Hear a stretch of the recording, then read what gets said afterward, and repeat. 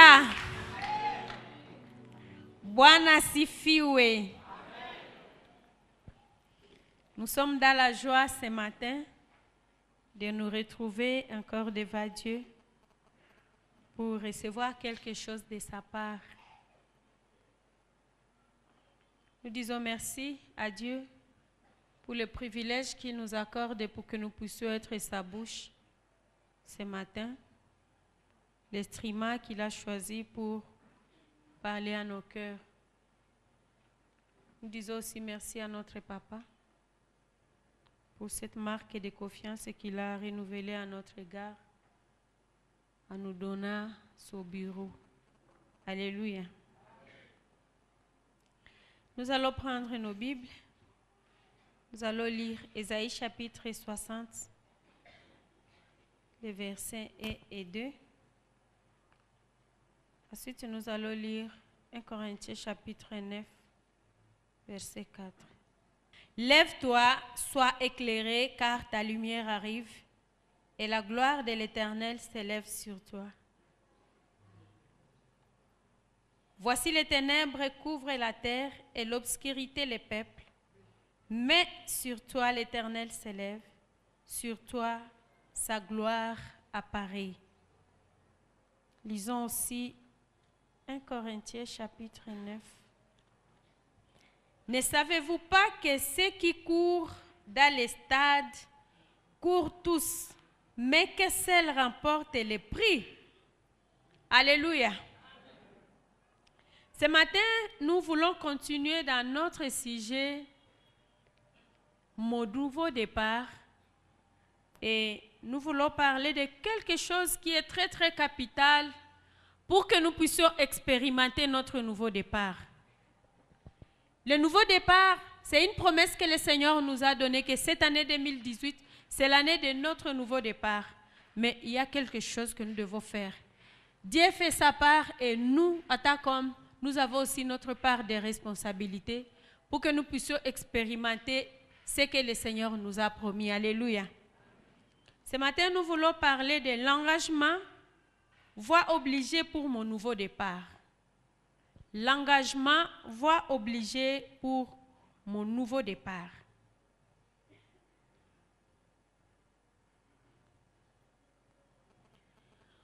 Mon nouveau départ, c'est quelque chose que le Seigneur nous a réservé cette année.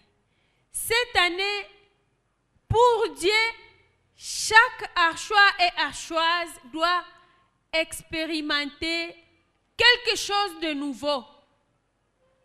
Doit faire un nouveau départ avec Dieu. Mais j'ai dit qu'il y a la responsabilité de Dieu et il y a la responsabilité de l'homme. Lorsque cette parole est sortie, le jour que nous étions ici dans les réveillons, chacun de nous a saisi cette promesse, n'est-ce pas? Nous l'avons saisie avec foi, avec courage, et nous avons pris même l'offrande. Nous sommes venus ici, là où il y a les paniers, nous avons scellé cette promesse. Alléluia. Le fait de mettre cette offrande dans les paniers, nous étions en train de dire, Seigneur, j'ai saisi ceci et je le scelle, puisque je sais que c'est une vérité qui va s'accomplir dans ma vie. Mais nous avons l'obligation de nous engager afin que cela soit réel. Si nous ne nous engageons pas, bien-aimés, nous risquons de saluer la promesse de loin. Nous risquons prochainement d'être ici en train de contempler ceux qui seront en train de passer ici, en train de donner leur témoignage de ce qu'ils ont expérimenté avec Dieu. C'est la raison pour laquelle ce matin nous voulons parler de l'engagement. Nous devons nous engager dans ce nouveau départ. C'est un nouveau départ. Même si tu les cites nuit et jour, si tu ne t'engages pas, rien ne va se passer. Alléluia. L'homme de Dieu nous a parlé le jour-là du 31 que lorsque Dieu prononce quelque chose, lorsque Dieu prononce une parole, dans cette parole, il y a la substance pour l'accomplissement de cette parole. Donc, chaque parole qui sort de la bouche de Dieu contient la substance pour l'accomplissement de cette parole. Alléluia. Donc, comme le nouveau départ est déjà proclamé, ça plane ici dans l'air. C'est à nous de saisir et c'est à nous de faire ce que nous devons faire. Alléluia. Dans le passage que nous venons de lire d'Ésaïe chapitre 60, les versets 1 à 2, la Bible nous dit, « Lève-toi, sois éclairé, car ta lumière arrive. » Ta lumière arrive. C'est-à-dire que la lumière existe déjà. Dieu a déjà préparé cette lumière-là qui arrive. La Bible dit, la gloire de l'Éternel s'élève sur toi. Cette gloire est déjà préparée par Dieu. Dieu a déjà prévu la lumière, Dieu a déjà disponibilisé la gloire. Mais ce que toi tu dois faire pour que cela soit effectif dans ta vie, lève-toi. Alléluia. Souvent quand nous lisons ces passages, nous prenons seulement la partie là, mais nous oublions les petits mots là qui est au devant. Lève-toi, car ta lumière arrive, et la gloire de l'Éternel s'élève sur toi. Alléluia. Si toi tu t'élèves, cette lumière-là va t'éclairer, cette gloire-là va venir sur toi, et au verset 3, la Bible nous dit que les rois et les peuples vont marcher à ta clarté. Alléluia. Les gens ne pourront jamais bénéficier de cette lumière-là si toi tu ne t'élèves pas. Tu dois prendre l'engagement de t'élever. Je dois prendre l'engagement de m'élever. Notre passage que nous venons de lire dans 1 Corinthiens, la Bible nous dit, ne savez-vous pas que ceux qui courent dans les stades courent tous, mais que seul remporte le prix? Celui qui remporte le prix, il le remporte pourquoi? Tous se sont engagés, bien sûr. Mais la personne là, il n'accepte pas d'être découragé, même si la fatigue vient. Il s'engage pour aller jusqu'au bout. Alléluia. Et lorsque tu t'engages pour aller jusqu'au bout, là tu vas remporter le prix. Tout ce que le Seigneur a prévu pour nous est déjà disponible. Il a tout disposé. Lorsqu'il peut nous dire quelque chose, c'est-à-dire qu'il avait déjà prévu ça. Tous les contenus, tout ce dont tu as besoin est contenu dans ce que le Seigneur dit. Alléluia.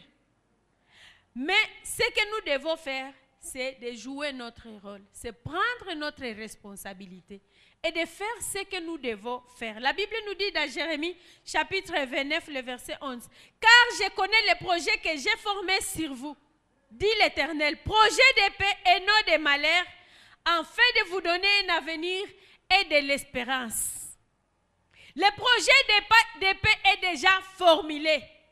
Il est déjà établi. Alléluia.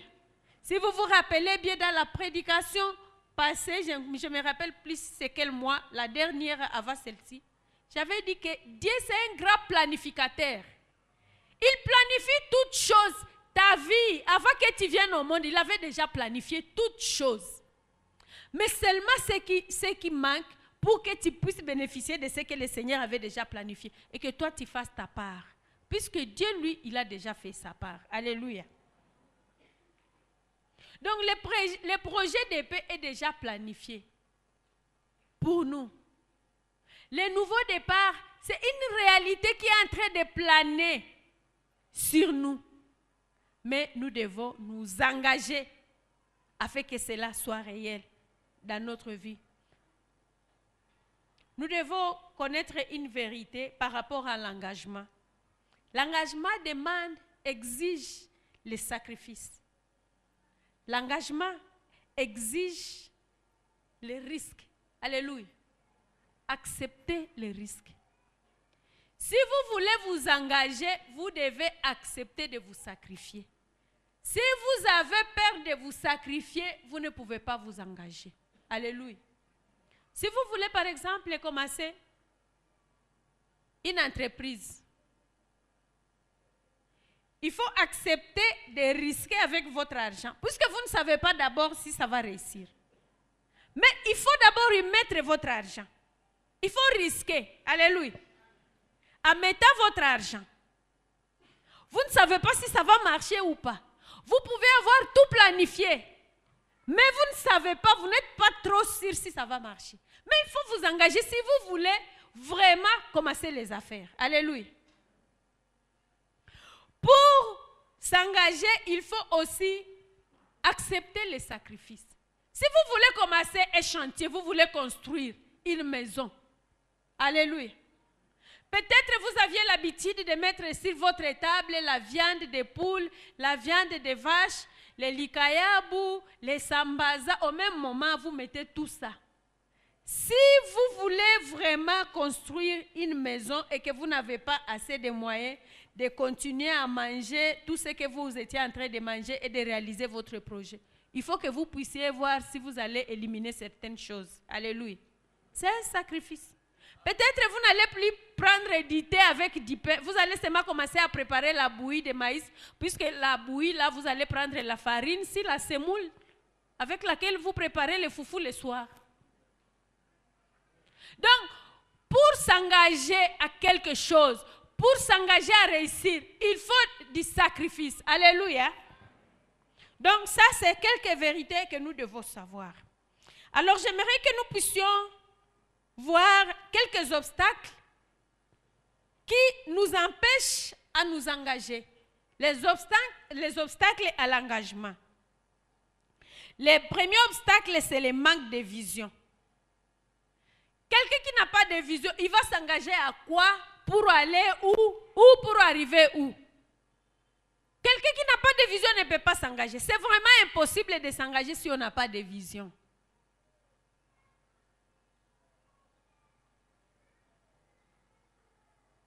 Quand on n'a pas de vision, c'est difficile de s'engager. Puisqu'on ne comprend pas de quoi on est, on ne comprend pas où on va. On va faire les surplaces si on n'a pas de vision. Manquer une vision peut être aussi compris comme avoir une mauvaise compréhension de la vision. Il peut y avoir une vision, mais si tu n'as pas bien compris cette vision-là, tu risques de faire le contraire et dans la suite, tu vas regretter. Puisque tu n'as pas bien compris la vision-là, on peut seulement te classer dans la liste des gens qui n'ont pas de vision. Ou soit avoir une mauvaise vision. En tant qu'enfant de Dieu, lorsque nous parlons de la vision, nous parlons de la vision qui est compatible avec la volonté de Dieu. Alléluia. En tant qu'enfant de Dieu, nous ne pouvons pas parler de la vision, une vision qui a pour but d'accomplir la volonté du diable. Non. Lorsque je parle de la vision, je parle de la vision dans la volonté de Dieu. Alléluia. Nous pouvons voir comme ces rois qui a mal compris la vision et qui n'est pas allé nulle part. Le roi Roboam, le fils de Salomon. Il a vécu dans la maison de Salomon, son père. Il voyait comment Salomon faisait les choses. Mais il n'a rien compris de la vision de son père. Et lorsque nous lisons ce texte dans 1 Roi chapitre 12, à partir du verset 1er, nous voyons comment ce roi, quand il a pris la place de son père, quand il a régné, il est allé consulter les vieux. Les vieux lui ont donné des conseils, des bons conseils qui pouvaient l'aider à construire. Après, il a dit, je vais faire la comparaison. Il est allé aussi voir les jeunes gens avec lesquels il allait nager au lac ou je ne sais où. Et il lui a aussi donné leurs conseils. Il a rejeté les conseils des vieux, il a pris les conseils des jeunes gens.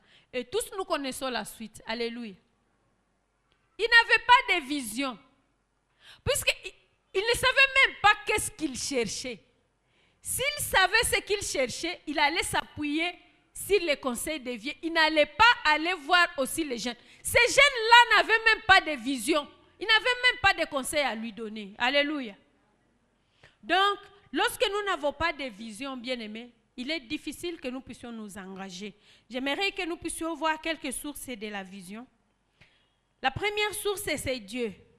Dieu est notre première source pour la vision. Si nous voulons obtenir la vision, nous pouvons l'obtenir auprès de Dieu. Lorsque Dieu illumine les yeux de notre cœur, pour que nous puissions voir clairement ce qu'il prévoit pour notre avenir, nous pouvons nous engager. Alléluia. Dieu est notre première source de la vision. Deuxième source de la vision, ce sont nos parents spirituels. Nos parents spirituels aussi peuvent nous orienter. David avait la vision de construire les temples pour Dieu. Et comme il avait communiqué cette vision-là à son fils Salomon, Salomon a réalisé cette vision-là. Ici à l'Arche, si quelqu'un manque la vision, peut-être que tu n'as pas ta vision propre pour ta vie, mais tu peux marcher dans la vision qui est là-bas. Alléluia.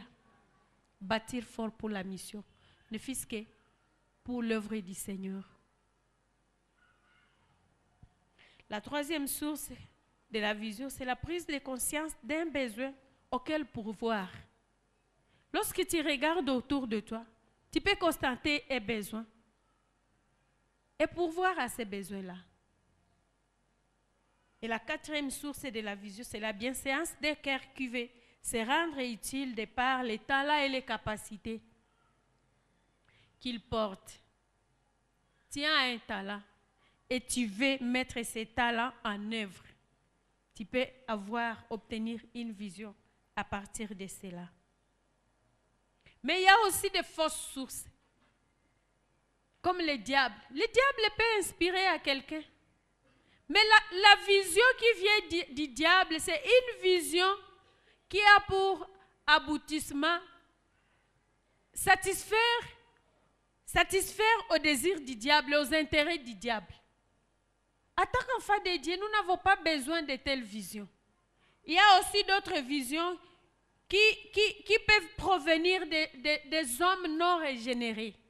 Par exemple, quelqu'un peut avoir une vision. Il dit, je vais commencer un orphelinat. Mais l'orphelinat, là, il ne l'initie pas puisqu'il veut aider les orphelins. Non. Il sait que si j'initie l'orphelinat, je vais susciter des fonds et je serai bien. Et vous pouvez voir une telle personne, il a l'orphelinat. Tout ce qu'il reçoit, c'est lui, le premier orphelin. Et les orphelins manquent de tout, mais lui, il prend tout ce qui vient au nom de... Ça, c'est inspiré par le diable, par les pensées de quelqu'un qui n'est pas régénéré. Ça, ce n'est pas une vision.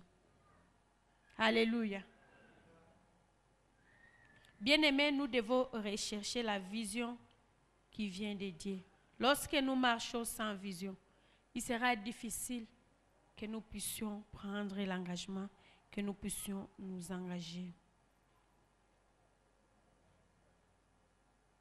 Nous sommes en train de parler des obstacles à la vision. Le deuxième obstacle à la vision, c'est la satisfaction par les victoires du passé. La satisfaction par les victoires du passé. Lorsque vous êtes satisfait par les victoires du passé, ça peut vous bloquer et vous ne saurez plus vous engager pour aller plus loin. Puisque vous êtes déjà satisfait, vous êtes content, vous ne pouvez plus voir qu'il y a, au-delà de ça, il y a quelque chose de plus meilleur que ce que j'ai vécu aujourd'hui. Les enfants d'Israël ont connu les mêmes problèmes quand ils sont arrivés à Horeb. Deutéronome chapitre 1er, notre texte de base. Et lorsqu'ils sont arrivés à Horeb, c'était après 2 grandes victoires. Ils ont combattu les rois de Sion, les rois des Amoréens, Sion, les rois des Amoréens, et Og, les rois de Basan. Ils venaient d'avoir de grandes victoires. Et quand ils sont arrivés à Horeb, ils se sont dit, ah, Topé Manan, on a beaucoup combattu. On a eu de grandes victoires. C'était des grands rois. Et ils sont restés là-bas. Mais lorsque le Seigneur les a pris en Égypte, ce n'est pas là qu'il était en train de les amener. Ce n'était pas ça l'objectif de Dieu. Et c'est la raison pour laquelle le Seigneur les a dit, vous avez longtemps tourné sur cette montagne. partez d'ici. Alléluia.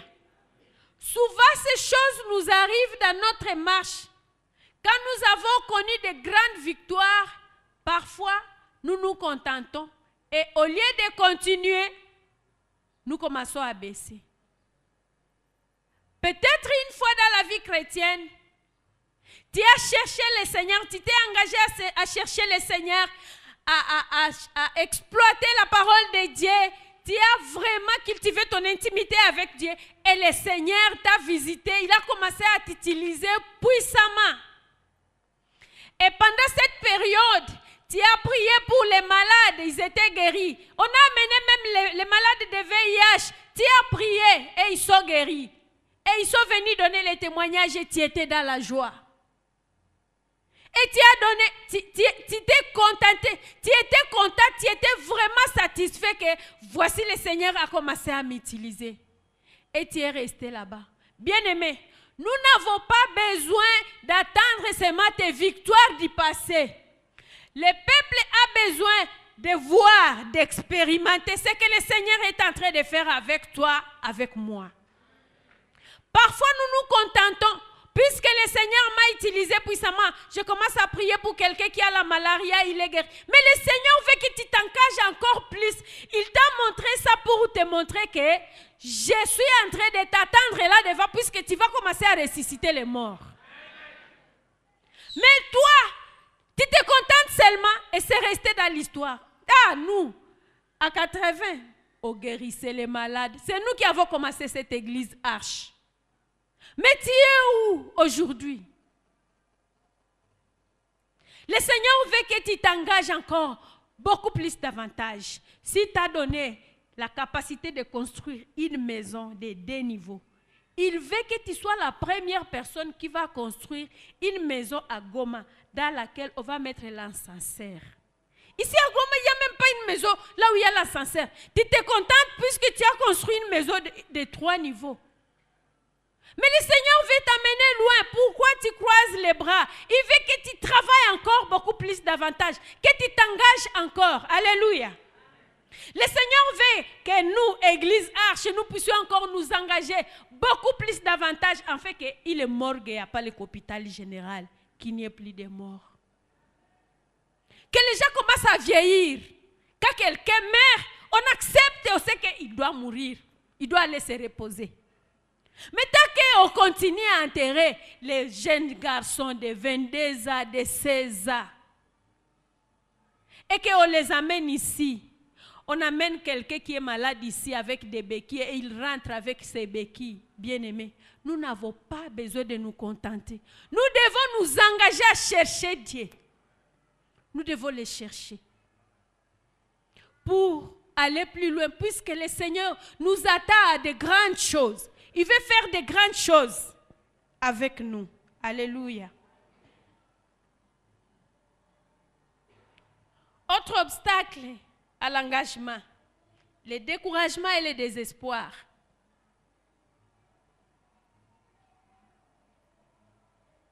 Le découragement et le désespoir, c'est un ennemi. Nous ne pouvons pas nous engager si nous sommes désespérés, si nous avons perdu espoir, si nous sommes découragés. Cela provient souvent des échecs répétés. Tu as plusieurs fois essayé, tu as osé plusieurs fois, tu as échoué. Tu as réessayé, tu as échoué. Tu as réessayé, tu as échoué. Et tu te décourages, tu dis, moi je n'en peux plus. Je suis fatigué. Peut-être que ce domaine-là n'est pas mon domaine.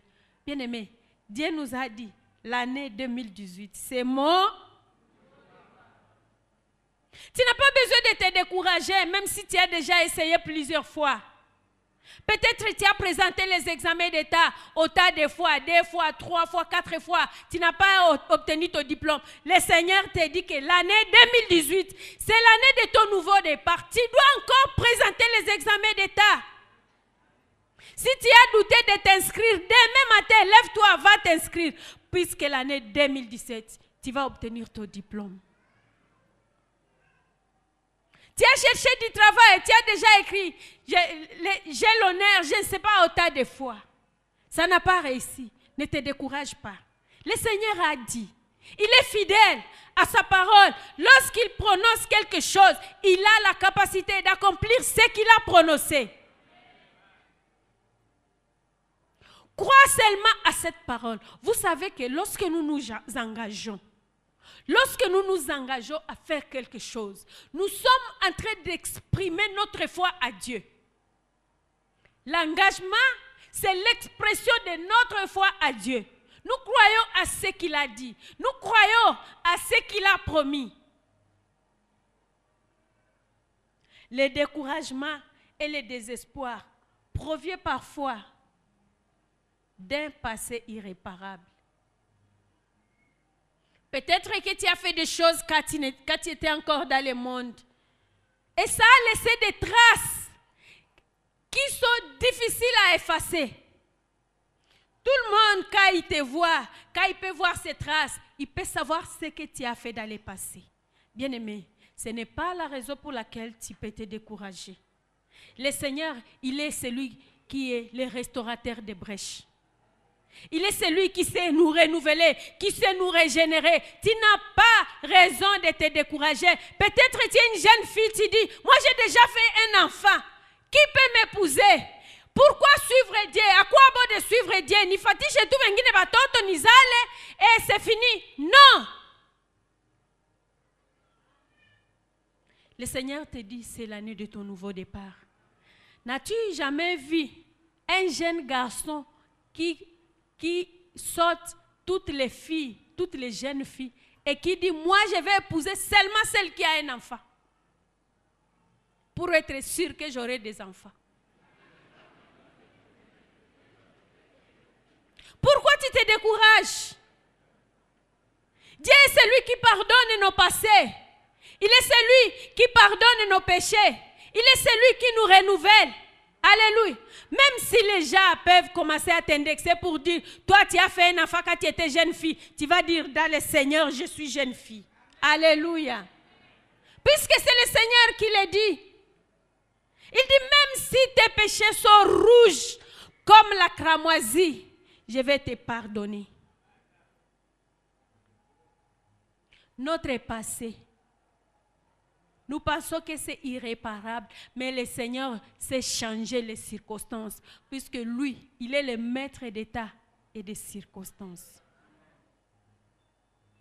Alléluia. Pierre aussi a vécu ceci. Dans Luc chapitre 5, le verset 14, la Bible nous dit que Pierre, il a péché toute la nuit, il n'avait rien attrapé. Pourtant, il était professionnel dans ce travail-là. Il n'avait rien attrapé.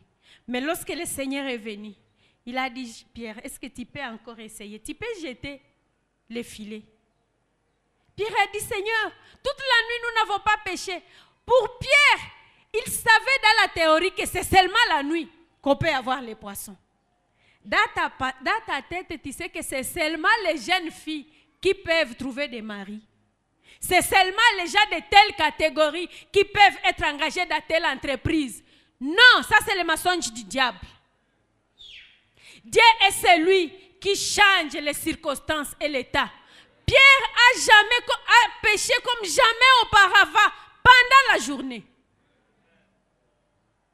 Le Seigneur peut le faire aussi pour toi. Alléluia. Puisqu'il est le même hier, aujourd'hui et éternellement, il ne change pas et il ne changera pas jamais. Il ne fait exception de personne. Alléluia. Tu n'as pas besoin de te décourager. Le Seigneur n'a pas encore fini avec toi.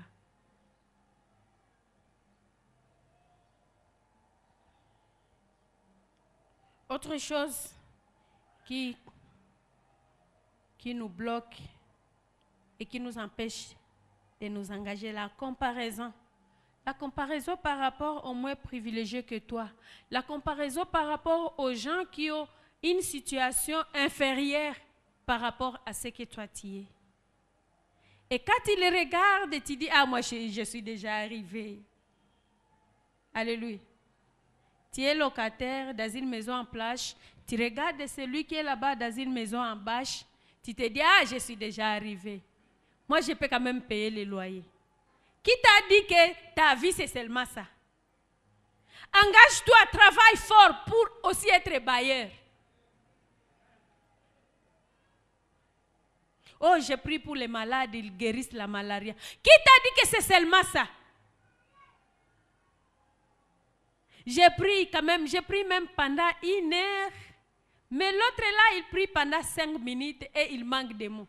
Qui t'a dit que c'est seulement ça? Nous ne devons pas nous comparer aux gens qui ont une situation inférieure que nous. Et lorsque nous restons dans cette situation, comment est-ce que nous allons encourager ces gens-là aussi à monter? Nous devons chercher à aller encore beaucoup plus loin, pour que ceux qui sont en bas, ceux qui sont en train de nous suivre, puissent suivre notre modèle, puissent aussi se relever. Alléluia. D'autres élèves, ils se comparent aux gens qui ne sont pas intelligents dans la classe. Quand ils regardent sa copie, ils disent, moi j'ai eu 5 sur 10. C'est quand même la moitié. Lui, il a eu 3. Oh. Si tu te contentes et que tu te compares à celui qui a toujours 3 sur 10, quand est-ce que tu auras 10 sur 10? Ça n'arrivera jamais. Puisque tu es satisfait avec ton 5 sur 10. Et à la fin de l'année, quand on va proclamer, tu auras 50.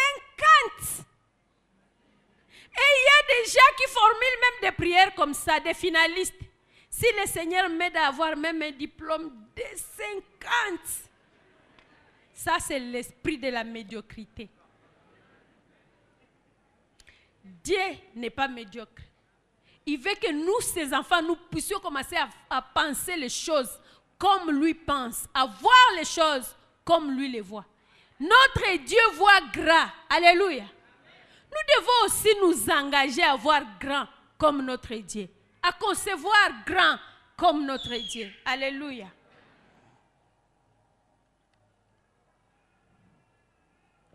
Autre chose, c'est la peur de l'échec. La peur de l'échec fait que nous ne puissions pas nous engager. Nous avons peur d'échouer. Si je plante mon haricot ici, si je mets dans cette terre, est-ce que ça va d'abord pousser? C'est mieux de manger ça. Puisque si je plante, je risque même de ne pas manger ça. Or, si tu plantais ça, si c'était un mourongo, tu pourrais récolter et basser. Mais si tu as peur, tu vas manger seulement une fois. Alléluia. La peur d'échouer. C'est lui qui veut s'engager. Il faut qu'il puisse braver la peur. Si tu veux t'engager, il faut braver la peur. Puisque souvent quand on s'engage, nous les hommes, nous sommes limités. On s'engage par la foi. On ne connaît pas très bien ce qui est là-bas. Mais lorsque nous nous engageons avec Dieu, la Bible nous dit que ta parole, c'est une lumière, c'est une lampe à mes pieds. Alléluia. Une lampe à mes pieds. Donc, ça éclaire là où il y a mes pieds. C'est comme une torche. Est-ce que la torche éclaire à 1 kilomètre? Quand nous marchons dans la parole de Dieu, c'est comme nous marchons avec une torche. Donc, là où tu piétines d'abord, ce qui est là devant, tu ne connais pas. Mais comme c'est la parole de Dieu, nous savons que là devant, le Seigneur, notre sécurité est rassurée, puisque nous sommes en train de marcher avec le Seigneur. Alléluia.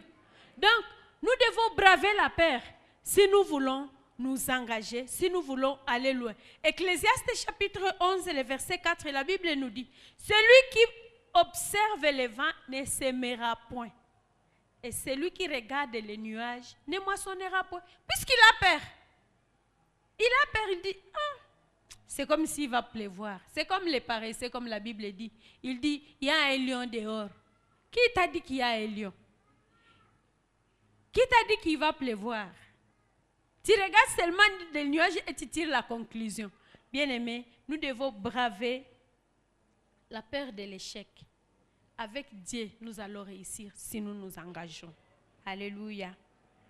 J'aimerais que nous puissions aussi voir quelques points qui motivent notre engagement.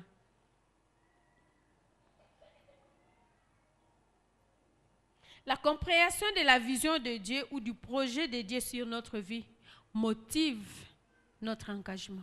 Quand nous comprenons la vision de Dieu sur notre vie, quand nous comprenons le projet de Dieu sur notre vie, nous allons nous engager. Alléluia. La fois passée, j'avais dit que Dieu, c'est un grand planificateur. Lorsqu'il planifie quelque chose, il n'oublie rien. Nous, les hommes du monde, lorsque nous faisons nos planifications, nous prévoyons qu'il y a un imprévu de 5% du budget. Alors pour Dieu, Dieu connaît toutes choses. Il connaît le début, il connaît et la fin. Le début et la fin de chaque chose, il connaît. Alléluia. Alors, lorsque tu t'attaches à Dieu, tu cherches Dieu, il va te révéler son plan, ses projets sur ta vie. Et lorsque tu connais cela, tu n'auras pas peur de t'engager. Si tu connais que le Seigneur t'a appelé au ministère et qu'il t'a déjà révélé ça, que toi, c'est là-bas. Bien-aimé, tu n'auras pas peur de t'engager puisque tu connais. Tu vas t'engager à chercher Dieu. Tu vas t'engager à lire la Bible. Tu vas t'engager à étudier comment on gagne les âmes, comment on prépare une prédication. Peut-être tu vas même t'engager à aller à l'Institut biblique. Peut-être que tu n'as même pas de frais. Mais comme c'est le Seigneur qui a dit, tu vas y aller. Alléluia. Nous voyons Abraham dans Genèse chapitre 12 à partir du verset 1er. Abraham, le Seigneur l'a appelé, il lui a dit, va-t'en de ton pays, de ta patrie, et tu vas aller dans un pays que je te montrerai. Alléluia. Tu vas dans un pays que je te montrerai. Abraham n'avait pas de confusion. Il savait bien que c'est Dieu qui est en train de me parler. Et il a pris l'engagement de prendre sa femme, ses serviteurs, les membres de sa famille, Lot et sa femme. Pourtant, le Seigneur ne lui a pas dit, tu vas tel part. Il lui a dit, dans un pays que je vais te montrer. Il savait. Et cet engagement-là qu'il a pris de quitter ce pays et de commencer le voyage, c'était la foi qu'il était en train de démontrer à Dieu pour lui dire, je crois à ce que tu m'as dit. Puisque je sais que tu es un Dieu sérieux, un Dieu qui ne ment jamais. Alléluia. Lorsque nous connaissons les choses que Dieu a déjà planifiées pour notre vie, nous n'allons pas avoir peur de commencer ou de nous engager à faire quelque chose. Lorsque tu commences un projet à sachant clairement que c'est Dieu qui t'a parlé, tu n'auras pas peur de commencer. Tu n'auras pas peur d'investir ta force ou d'investir ton argent dedans. Alléluia. Nous devons chercher Dieu, nous devons cultiver notre intimité avec Dieu afin de comprendre à quoi est-ce que le Seigneur me veut. Puisque lorsque nous ne comprenons pas à quoi le Seigneur nous veut, bien aimé, nous allons tourner en rond. Nous allons seulement tourner en rond. Tu vas toucher à ceci, ça ne marche pas. Tu touches à cela, ça ne marche pas. Tu touches à gauche, ça ne marche pas. Puisque tu ne comprends pas ce que le Seigneur veut pour ta vie. La deuxième chose qui peut motiver notre engagement, c'est la conscience du besoin ou la connaissance du domaine dans lequel tu as besoin d'un nouveau départ. Bien-aimé, chacun de nous tel que nous sommes là, personne ne peut dire « moi, je n'ai pas besoin d'un nouveau départ puisque moi, je suis déjà arrivé ». Même si tu as tout ce qu'il te faut, tout ce dont tu as besoin d'un nouveau départ dans un domaine quelconque. Alléluia. Tu peux avoir construit ta maison, la maison de ton rêve. Tu peux avoir acheté le véhicule de ton rêve. Tu as acheté à madame, tu as acheté aux domestiques, tu as acheté aux enfants, tu as acheté à la sentinelle.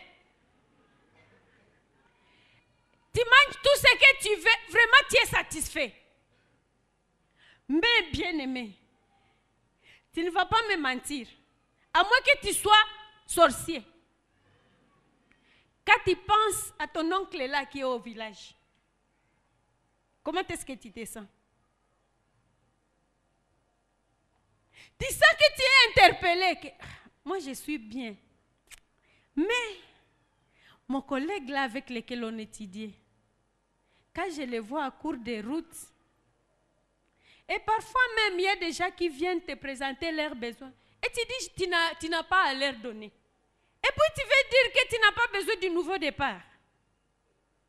Pour dire que moi je n'ai pas besoin du nouveau départ, il faut que toute personne qui pourra venir pour me dire aide-moi, que je sois capable de l'aider et qu'il soit satisfait. Là je dirais je n'ai pas besoin du nouveau départ. Mais chaque personne a besoin du nouveau départ dans un domaine quelconque. Alléluia. Alors, lorsque tu connais les domaines dans lesquels tu as besoin du nouveau départ, bien aimé, tu vas t'engager. Tu vas t'engager. Mais si tu coules seulement avec la vie et que tu ne connais pas, bon, j'ai besoin du nouveau départ. C'est flou. C'est flou. Dans quoi? Il faut déterminer. J'ai besoin du nouveau départ dans ma vie spirituelle. Et dans ma vie spirituelle, là, il faut que je sache si c'est quoi, dans quoi. Dans ma vie de prière, dans ma vie de méditation, ou bien dans les gains des âmes.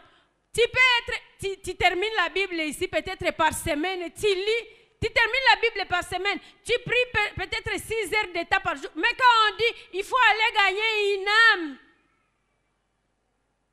tu ne sais pas le faire.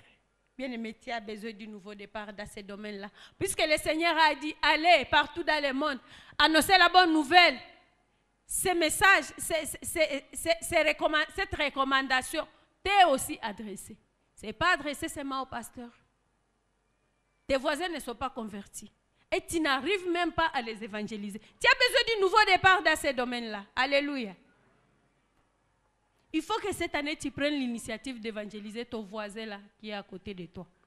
Puisque s'il est sorcier, il va entraîner tes enfants. S'il est voleur, tes enfants vont commencer à les voler. Ou bien il va commencer à venir voler chez toi.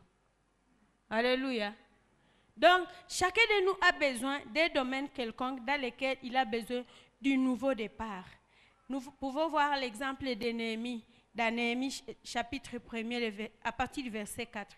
Néhémie, il était en déportation bien sûr, mais il travaillait dans la maison du roi. Alléluia. La Bible nous dit qu'il présentait la coupe au roi. Donc c'est lui qui arrangeait, qui dressait la table pour le roi. Est-ce qu'il avait vraiment le problème de nourriture? Puisque peut-être tous ceux qui pouvaient rester à la table du roi, ils pouvaient manger. Il était quand même bien, même s'il était en déportation. Mais lorsqu'il a appris la nouvelle que les murailles de ce pays sont détruites, on a brûlé. La Bible nous dit qu'il était touché par cela. Il a compris que même si je suis ici dans le palais royal, non. Il faut que là-bas on puisse arranger les choses. Et à partir de ce jour-là, il a pris l'engagement de commencer à prier, à jeûner. Et il a commencé à faire les démarches pour voir comment il peut obtenir une lettre qui va le permettre d'aller chercher les bois pour aller reconstruire la muraille. Alléluia. Lorsque nous comprenons les domaines dans lesquels nous avons besoin du nouveau départ, bien-aimés, nous allons nous engager. Nous allons mettre la main à la pâte. La Bible nous dit dans Jean 10, 10, Jésus-Christ lui-même est en train de dire, je suis venu en fait que les brebis aient la vie en abondance. La vie en abondance. S'il y a un domaine quelconque dans votre vie dans lequel il n'y a pas encore l'abondance, vous avez besoin du nouveau départ pour que là-bas aussi, il y ait l'abondance. Alléluia. Et la dernière chose à définir, c'est la conscience de l'amour de l'arrivée. La conscience et l'amour de l'arrivée, de l'aboutissement. Vous vous engagez dans quelque chose. Mais lorsque vous connaissez à quoi vous voulez arriver, lorsque vous connaissez l'aboutissement, bien aimé, vous allez vous engager. Souvent, on a difficile à s'engager puisqu'on ne sait même pas où on est en train d'aller, à quoi ça ressemble là où on est en train d'aller. Mais lorsqu'on connaît là où, à quoi ça ressemble là où on est en train d'aller, bien aimé, on va s'engager facilement. Ça ne va pas être un problème pour nous de nous engager lorsque nous sommes conscients. Puisque cette arrivée-là nous motive.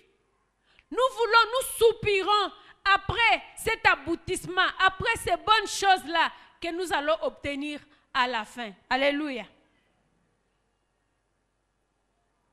La Bible nous dit dans Genèse chapitre 29, à partir du verset 15 et 30, la Bible nous parle de l'histoire de Jacob. Lorsque Jacob a eu la bénédiction qui était prévue pour son grand frère et qu'il l'a eu, son grand frère était en train de dire « Je le tuerai le jour de mon père et que mon père va mourir ». Et sa mère a organisé son départ vers son oncle. Il est parti chez son oncle. La Bible nous dit que lorsqu'il est arrivé là-bas, il a aimé, il est tombé amoureux de la fille de son oncle, Rachel. Et lorsqu'il a demandé quelle sera la dot, son oncle lui a dit, tu vas travailler pour moi 7 ans. Il voulait coûte que coûte épouser Rachel, puisqu'il l'aimait. Alléluia. Et la Bible nous dit que les 7 ans pour Jacob étaient juste comme quelques jours. Puisqu'il connaissait l'aboutissement, il savait qu'après les 7 ans ici, je vais avoir l'amour de mon cœur. Alléluia.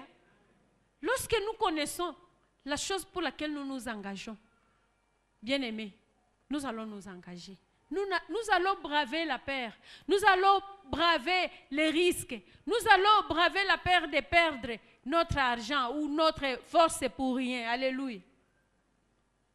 Et même Jacob, lorsqu'on ne lui a pas donné Rachel pour les 7 ans qu'il a travaillé et qu'on lui a donné Léa à la place de Rachel, son beau-père lui a dit, tu vas encore travailler 7 ans. Tellement qu'il aimait Rachel, il voulait obtenir Rachel. Il s'est engagé, alléluia. Il s'est encore engagé à travailler encore 7 ans. Et il a fait ça. C'était facile. Lorsque nous connaissons, lorsque nous comprenons où nous sommes en train d'aller, bien aimés, nous n'allons pas avoir peur de nous engager. Raison pour laquelle nous devons cultiver notre attachement à Dieu, notre engagement avec notre Dieu, pour que nous puissions connaître où est-ce que nous sommes en train d'aller. Que nous ne puissions pas aller dans les choses comme des aveugles. J'aimerais que tu puisses incliner ta tête dans la prière.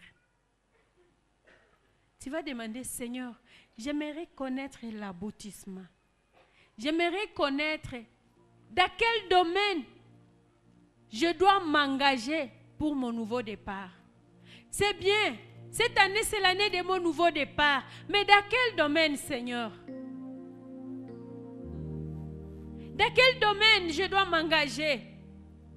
Peut-être que tu as peur, tu es hanté par la peur. Peut-être que tu es hanté par le découragement. Tu as osé plusieurs fois, tu as essayé plusieurs fois. Et tu sens que à cause de ces échecs du passé, tu n'arrives plus à avoir le courage de t'engager. Bien-aimé, le Seigneur veut que tu t'engages. Puisque cette année, c'est l'année de ton nouveau départ. C'est l'année de ton nouveau départ. C'est notre Dieu qui est fidèle, qui est capable d'accomplir ses promesses qui te l'a dit. C'est l'année de ton nouveau départ. Tu es découragé. Tu n'arrives plus à t'engager. Tu as plusieurs fois échoué. Peut-être qu'il y a des péchés qui ont laissé des traces dans ta vie. Et tu t'es dit, c'est fini pour moi. Je ne peux plus m'engager. Bien-aimé, si tu es là et que tu as senti que tu étais déjà dans le découragement, que tu n'avais plus la force de te réengager, tu peux te lever. Nous allons prier ensemble. Afin que le Seigneur puisse te donner encore la force de t'engager. Lève-toi, bien-aimé. Nous voulons prier ensemble. Merci, bien-aimé. Merci. Merci. Le Seigneur veut te redonner la force et le courage pour que tu puisses continuer la route, pour que tu ne puisses pas te contenter des miettes. Il veut que tu ailles loin avec lui. Il veut t'emmener dans d'autres dimensions. Il veut faire de grandes choses avec toi. Il veut que tu braves ces découragements. Commence à prier. Que le Seigneur t'aide. Dis à Dieu, Seigneur, j'ai besoin que tu me fasses grâce. Tiens-moi par la main. Je vais aller loin avec toi. Je ne vais pas céder au découragement, mais je vais me réengager. Je vais m'engager avec toi.